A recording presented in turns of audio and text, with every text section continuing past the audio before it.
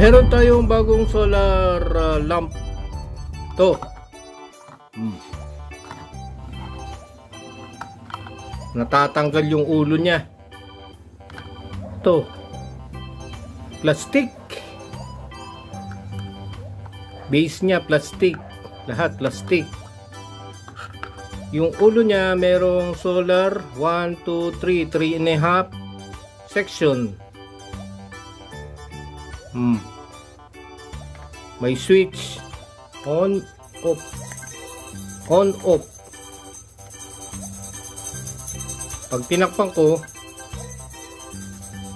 umiilaw siya. Yan oh.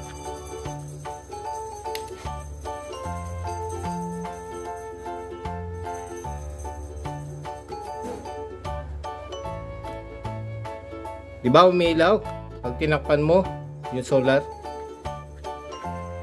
Oh.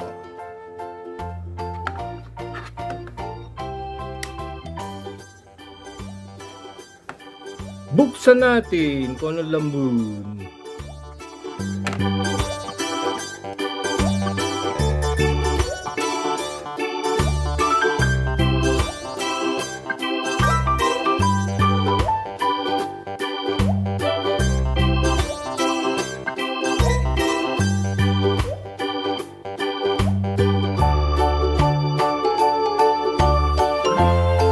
Nickel metal hydride AAA 600 milliampere hour 1.2 volts.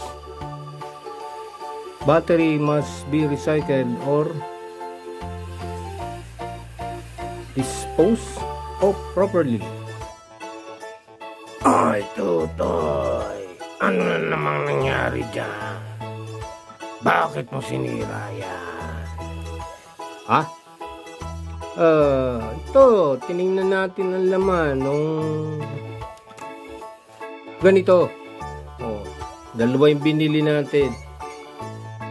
Garden, solar, garden, lamp. Diba? Oh, yun ang laman niya. Ulo niya, oh.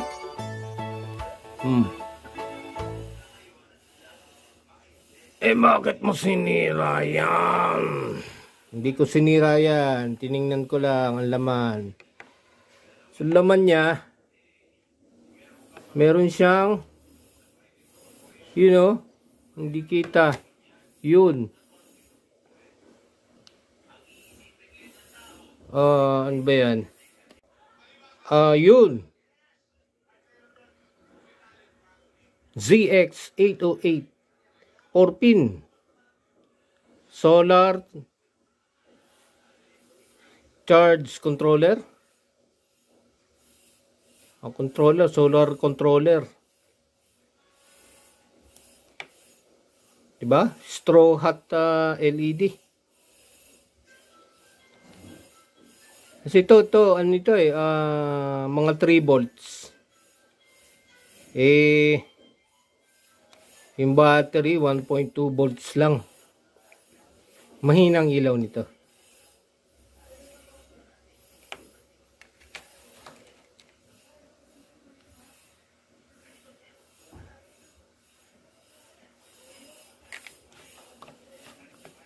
Buksan natin itong isa.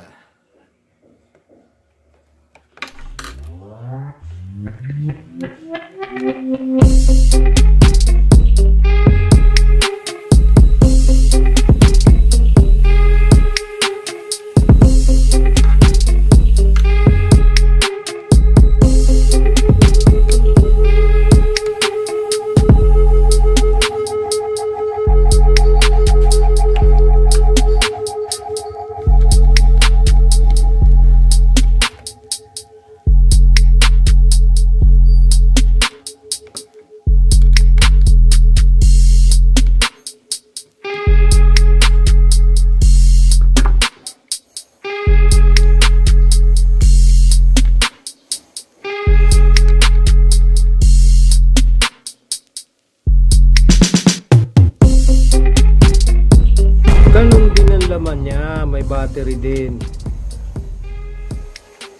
Nickel metal hydride AAA 600 mAh 1.2 volts. Meron din siyang solar.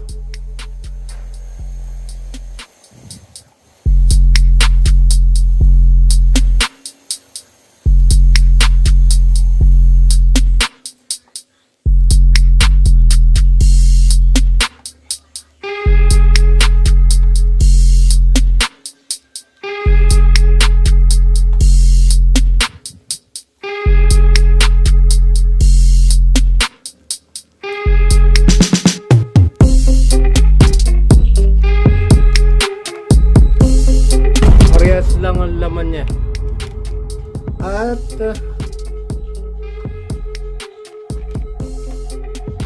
meron din tong pangtusok. Alagay lang dun, oh. Merong pointed dulo. Ba? Oh.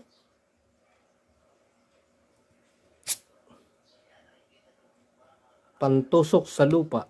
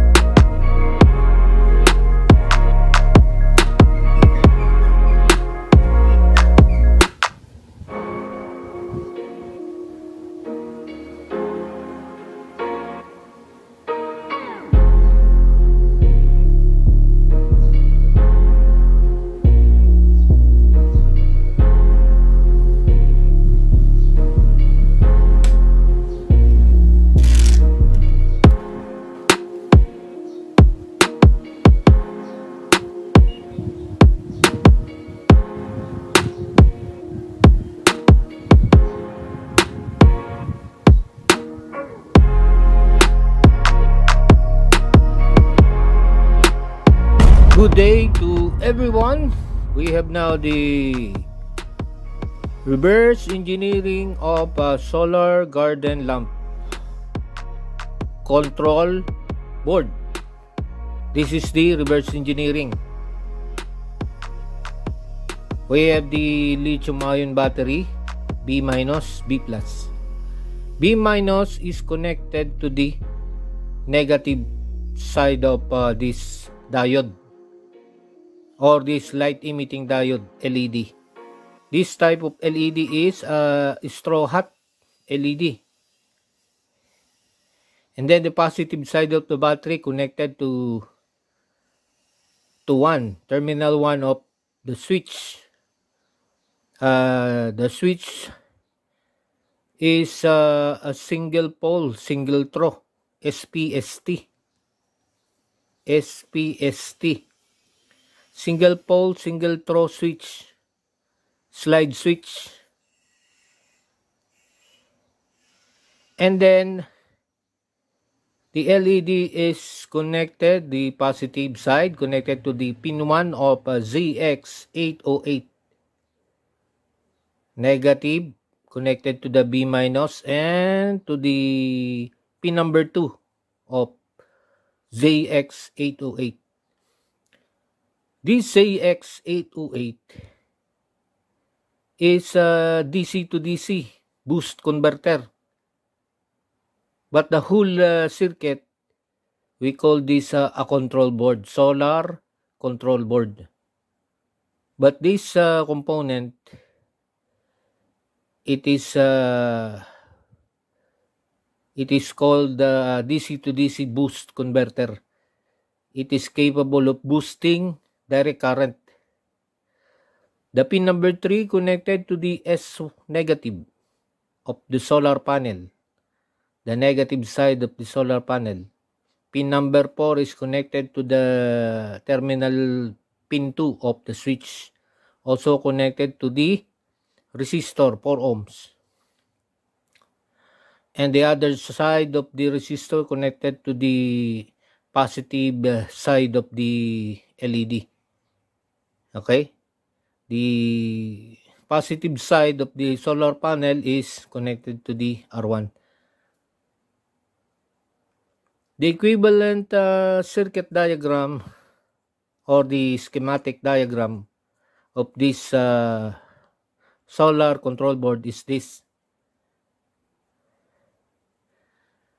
As you can see here, this is the IC, pin number 1, connected is the resistor, and then the LED to the ground, pin number 2. Resistor connected to pin number 4, which is the solar side. Connected also the number 2 terminal of the switch, which is connected to the S plus, positive side of the solar panel. This is the solar panel connected to the IC, pin number 3, the S1 of the solar panel. The battery, B minus, connected to the ground, B plus connected to the switch. As you can see here, when the solar panel is directly exposed to the sunlight, it can produce 6 up to 2.5 volts. It can produce a voltage of 2.5 volts when directly exposing it to the sun. While when there's enough voltage to charge this battery, the battery will act as a power supply to the LED. We need to switch on the slide switch to charge the battery, or else it will not work. When the solar panel is charging, LED is not working, or it will not turn on. It is off when the solar panel is charging. But when the solar panel, the voltage drops from the solar panel, the battery now is the one supplying the current to the IC and to the resistor, then to the LED. Without this resistor, it will burn out this LED, or the battery is the one supplying the current to the LED. So when it is charging, the battery is not working. When this is not working, the battery is the one supplying the voltage and current to the circuit, to the whole circuit.